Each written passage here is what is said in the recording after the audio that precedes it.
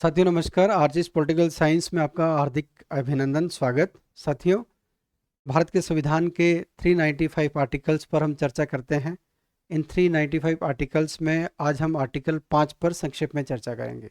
देखिए, हम जानते हैं संविधान के 22 भाग हैं। इसके भाग सेकंड में अनुच्छेद 5 से लगाकर अनुच्छेद 11 तक नागरिकता की बात करते हैं। तो आइए अनुच्छेद 5 क्या कहता है, संक्षेप में जानने की कोशिश करते हैं। क्या अनुच्छेद 5 में खास बात है? देखिए, अनुच्छेद खास की जो सबसे अनुच्छेद 5 की जो सबसे खास इंपॉर्टेंट बात है वो है अधिवास, या जिसको हम इंग्लिश में बोलते हैं डोमिसाइल। यानी अधिवास या डोमिसाइल के आधार पर किसी व्यक्ति को भारत की नागरिकता, ये महत्वपूर्ण बात है। और दूसरी महत्वपूर्ण बात क्या है? पहली महत्वपूर्ण बात इसकी ये हो गई। दूसरी महत्वपूर्ण बात हो गई 26 जनवरी 1950, यानी जिस दिन देश स्वतंत्र हो, जिस दिन देश का संविधान लागू होता है 26 जनवरी 1950 को, उस दिन भारत का नागरिक कौन होगा, ऑन दैट डेट भारत का नागरिक कौन होगा, इस बात की चर्चा संविधान का अनुच्छेद 5 करता है। और उसका आधार क्या है? उसका आधार है अधिवास या डोमिसाइल। देखिए, संविधान के प्रारंभ पर यानी 26 जनवरी 1950 के दिन, देखिए उस दिन आधार क्या होगा? डोमिसाइल या अधिवास। और टारगेट क्या होगा? भारत का नागरिक कौन होगा। ये बात हमारा संविधान का अनुच्छेद 5 करता है। देखिए, यहां पर ये बात यह है कि दो शर्त जो पूरी करता है वो 26 जनवरी 1950 को भारत का नागरिक होगा। ये दो शर्त क्या है? देखिए, पहली शर्त, इस संविधान के प्रारंभ पर यानी 26 जनवरी 1950 पर प्रत्येक व्यक्ति जिसका भारत के राज्य क्षेत्र में अधिवास हो। देखिए, पहली शर्त क्या है? 26 जनवरी 1950 की डेट को भारत के राज्य क्षेत्र में जिस व्यक्ति का अधिवास होगा वही भारत का नागरिक होगा।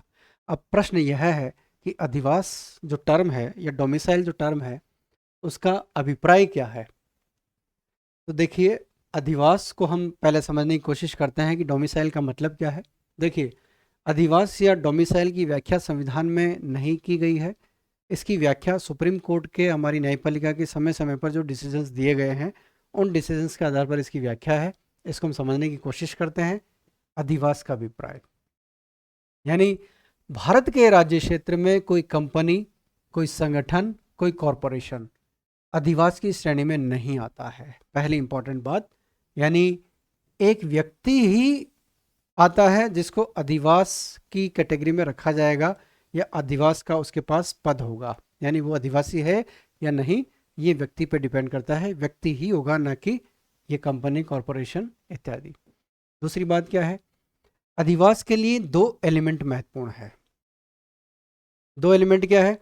पहला, व्यक्ति वास्तव में किसी स्थान पर रह रहा हो। पहली बात, यानी कोई व्यक्ति भारत के राज्य क्षेत्र में किसी स्थान पर रहता हो, रह रहा हो और वहां स्थायी रूप से अनिश्चित काल तक, देखिए स्थायी रूप से अनिश्चित काल तक रहने का इरादा हो।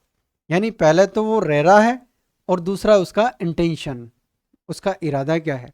हमेशा के लिए रहने का। तब जो है वो भारत का अधिवासी कहलाएगा। यानी जो पहली शर्त है अनुच्छेद 5 के आधार पर, उसमें अधिवासी की डेफिनेशन है ये। नेक्स्ट क्या है कि भारत में जन्म लेने वाले व्यक्ति की इच्छा, इरादा और आचरण पर निर्भर करता है। यानी अधिवास का जो संबंध है वो एक एटीट्यूड है। उसमें भारत में जन्म लेना, वहाँ रहना, लंबे समय तक रहने की इच्छा, इरादा, एटीट्यूड, ये भारत के अधिवास को डिफाइन करता है। ये और यहाँ पर ये इंपॉर्टेंट है कि उसको जन्म के आधार पर ये इस कैटेगरी में रखा जाता है। जन्म के आधार पर वो आदिवासी है और वो तब तक है जब तक वो अन्य देश की नागरिकता को स्वीकार नहीं करता। यानी यह आदिवासी की शर्त है। यह आदिवासी क्या है, यह आदिवासी क्या है, उस बात को डिफाइन करता है। नेक्स्ट पॉइंट पर हम चलते हैं।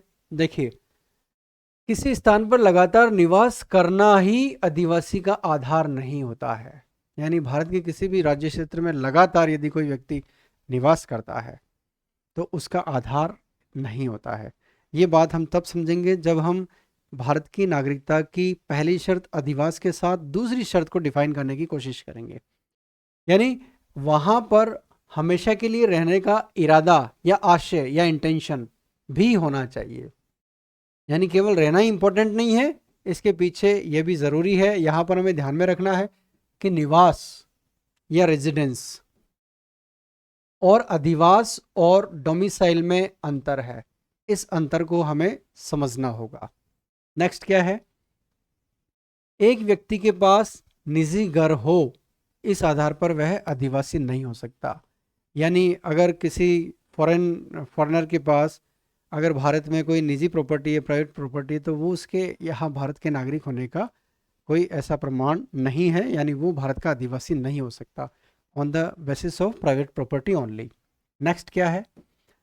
एक व्यक्ति हमेशा के लिए देश छोड़कर चला जाता है। मान लीजिए कि एक व्यक्ति जो है वो हमेशा के लिए देश छोड़कर चला गया और उसका आगे रहने का भी यहाँ कोई इरादा नहीं है, लेकिन इस आधार पर भी वो भारत का आदिवासी न हो, ऐसा नहीं हो सकता। यानी वो तब भी भारत का आदिवासी है। वो जब तक भारत का आदिवासी है जब तक वो दूसरे देश का नागरिक नहीं बन जाता। यह महत्वपूर्ण है। जब तक वो इसको विड्रॉ नहीं करेगा नागरिकता को, तब तक भले ही उसका इरादा नहीं हो, वो लंबे समय तक फॉरेन में रह रहा हो, तो भी वो भारत का आदिवासी कहलाएगा। ये न्यायपालिका द्वारा दी गई डेफिनेशन है। नेक्स्ट क्या है?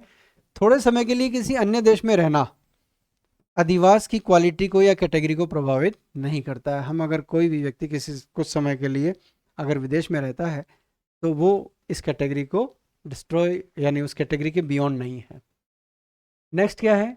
भारत में राज्यों का कोई अधिवास मान्य नहीं है। यानी यहाँ पर क्योंकि हमारे यहाँ यूनिटरी सिस्टम है, हमारे यहाँ पर इकहरी नागरिकता है, और क्योंकि राज्यों की कोई नागरिकता नहीं है, यहाँ डबल सिटीजनशिप का कॉन्सेप्ट नहीं है, इसलिए जो नागरिक किसी स्टेट का है वह पूरे भारत का नागरिक है।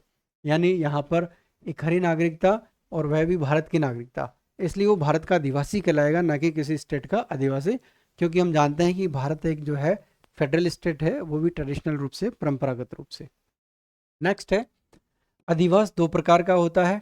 यानी एक व्यक्ति के जन्म से निर्धारित होता है जो उसको विधि द्वारा प्राप्त होता है, और दूसरा अधिवास जो है वो एक्वायर करता है, अर्जित करता है। नेक्स्ट जो है इंपॉर्टेंट बात यह है कि भारतीय संविधान में नागरिकता संबंधी कोई कानून नहीं है। सिर्फ भारतीय संविधान का भाग 2 कुछ प्रोविजंस प्रोवाइड करता है, आर्टिकल 5 से 11 तक। नागरिकता के संबंध में जितने भी कानून हैं वो 1955 के भारतीय नागरिकता अधिनियम के तहत बनाए गए हैं। यानी नागरिकता के विषय में डिटेल जो व्यवस्था है, जो नियम है, वो हमारे 1955 के इस कानून में है। यानी देखिए कि 26 जनवरी 1950 को भारत का नागरिक कौन होगा, उस डेट को कौन होगा, उसके नागरिकता के लिए पहली शर्त है कि वह भारत का आदिवासी होना चाहिए। भारत का आदिवासी कौन है, इस पे हमने थोड़ा सा संक्षेप में डिस्कशन किया है। अब दूसरी शर्त देखते हैं। पहली शर्त क्या थी? कि संविधान के प्रारंभ पर प्रत्येक व्यक्ति जिसका भारत के राज्य क्षेत्र में अधिवास है, यानी डोमिसाइल, वो भारत का होना चाहिए। यह अधिवास या डोमिसाइल द्वारा भारत की नागरिकता का आधार है। यानी देखिए, भारत की नागरिकता का आधार क्या है? संविधान के आरंभ पर डोमिसाइल है। अर्थात डोमिसाइल जो है भारत में अधिवास नागरिकता की एक महत्वपूर्ण शर्त है भारत के संविधान के प्रारंभ पर। देखिए, भारतीय संविधान का अनुच्छेद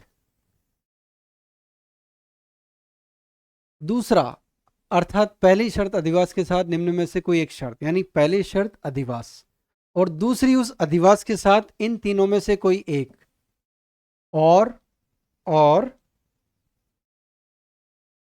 यानी या तो ये या ये या ये। यानी पहली शर्त अधिवास, उसके साथ भारत के राज्य क्षेत्र में जन्म लिया हो, अधिवास के साथ भारत के राज्य क्षेत्र में जन्म लिया हो, या अधिवास के साथ जिसके माता पिता में से कोई भारत के राज्य क्षेत्र में जन्मा था, या अधिवास के साथ 26 जनवरी 1950 से ठीक पहले कम से कम 5 वर्ष तक, यानी 26 जनवरी 1945 से भारत के राज्य क्षेत्र में रहता हो, तो वह संविधान के आरंभ पर भारत का नागरिक माना जाएगा। ये हमारे संविधान का अनुच्छेद 5 कहता है।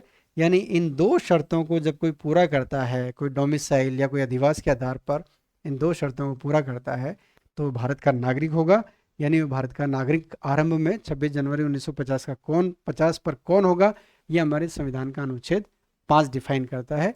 यहाँ पर अधिवास महत्वपूर्ण है और अधिवास के साथ इन तीनों में से कोई भी एक शर्त उसके साथ होनी चाहिए। यानी दो शर्तों के आधार पर हमारे संविधान का अनुच्छेद 5 जो है वो डिफाइन करता है। अब देखिए, क्योंकि अधिवास या डोमिसाइल को हमारे संविधान में एक्सप्लेनेशन नहीं है, एक्सप्लेन नहीं किया गया है, उसके लिए हमारी न्यायपालिका के कुछ डिसीजंस है, जिसमें पहला है सेंट्रल बैंक ऑफ इंडिया बनाम रामनारायण 1955 जो वाद है। दूसरा माइकल बनाम स्टेट ऑफ बॉम्बे 1956। तीसरा है असलम खां बनाम फजल हक खां 1959। और चौथा है प्रदीप जैन बनाम भारत संघ 1984। और पांचवा है पृथ्वी बनाम यूनियन ऑफ इंडिया 1985। यानी देखिए, भारतीय संविधान के अनुच्छेद 5 में जो है क्या महत्वपूर्ण बात है, ये हमने अधिवास और उसके साथ अधिवास की डेफिनेशन के साथ और सुप्रीम कोर्ट के या हमारी न्यायपालिका के द्वारा दिए गए डिसीजंस के आधार पर हमने समझने की कोशिश करी। आशा है ये हमारे लिए बहुत फ्रूटफुल होगा। धन्यवाद।